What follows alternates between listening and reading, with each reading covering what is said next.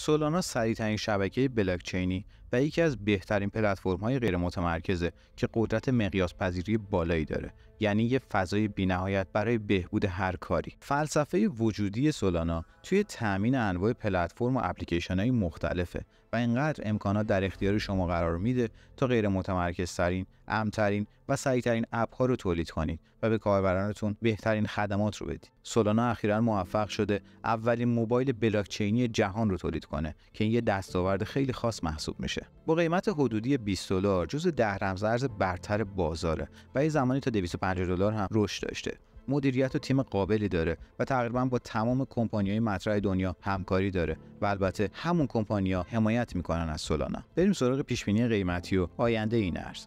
سولانا ارز با قابلیت بالاییه و حتی زمانی که بزرگترین پشتیبانانش سرمایه‌شون از آسمون سقوط کرد به زیر زمین، باز هم سولانا سالم موند و همچنان پرقدرت ادامه میده. سولانا میتونه توی چند مرحله رشد قابل توجهی داشته باشه. مرحله اول ریکاوری بازار و برگشت قیمتی تا $150.